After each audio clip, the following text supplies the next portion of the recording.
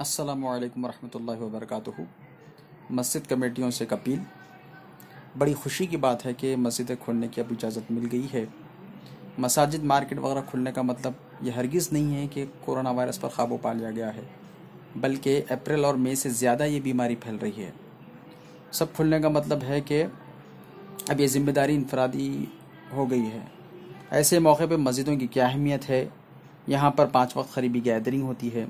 Indoor gathering दूसरी situations में सबसे ज़्यादा रिस्क है और मुसल्ली ज़्यादा एक्सपोज होते हैं इसी रिस्क के लिए।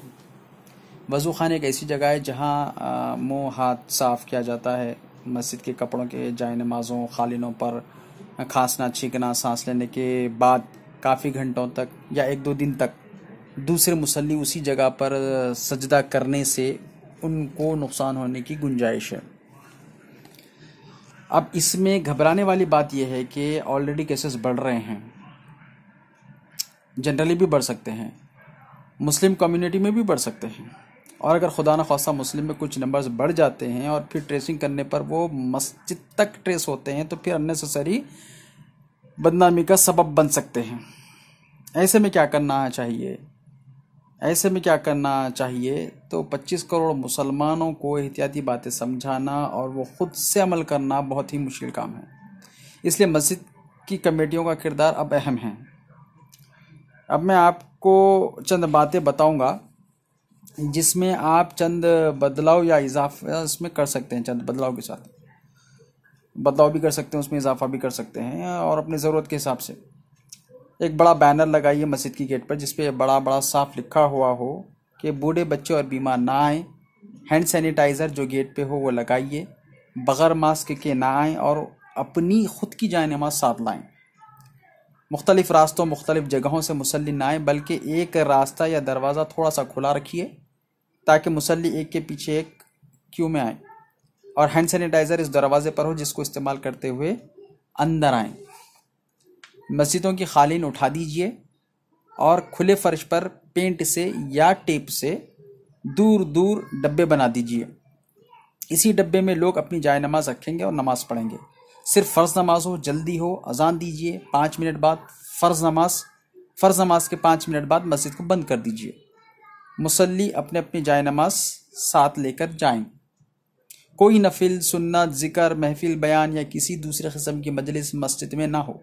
वज़ू खाने बंद रखिए और एक अटेंडेंस रजिस्टर रख सकते हैं तो बेहतर है जिसमें मुसल्लियों की डिटेल्स नाम नंबर वगैरह नोट करिए। आते जाते लोग और मुसाफिर लोग जो आते हैं उनकी डिटेल्स भी आप नोट कर सकते हैं, जिससे अगर ज़रूरत पड़ती है तो उनको ट्रेस करने में बड़ी आसानी होगी और नाम नोट करने से मुसल्लियों पर जिम्मेदारी का एहसास भी होगा। कोई किसी से ज़्यादा बात नहीं करेगा, ख़रीब से बात नहीं करेगा, हाथ नहीं मिलाएगा और हर नमाज के बाद या दिन में कम से कम एक बार हाइपर क्लोरोफाइड से फर्श को साफ कर लीजिए। आम दिनों में तो मुसल्ली कम रहते हैं, लेकिन जुमा का ख़ास ख्याल रखिए।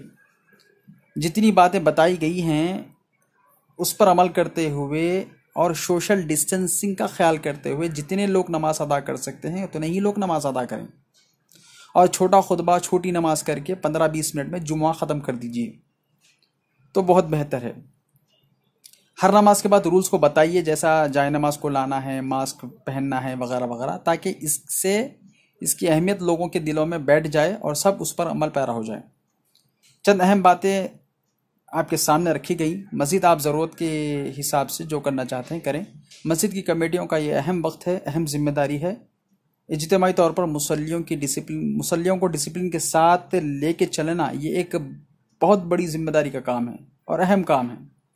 मैं मस्जिद की कमेटियों से ये उम्मीद करता हूँ कि इस बात को सीरियस लेंगे और बखूबी निभाएंगे और मैं मुसलमानों से भी ये उम्मीद करता हूँ कि वो बिना कुछ बहस किए, बिना कुछ बोले, बिना झगड़ा करे कमेटी के नए रूल्स और मस्जिद के नए रूल्स पर अमल करेंगे इंशाल्लाह। आखिर में एक बात किसी के जहन में आ सकता है कि मार्केट में तो सब हो रहा है, हमें ये बातें क्यों बोली जा रही हैं?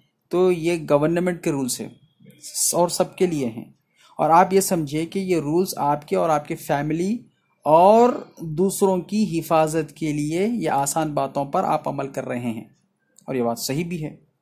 तो ये बातें दूसरों तक भी पहुंचाइए। अस्सलामु अलैकुम वरहमतुल्लाह।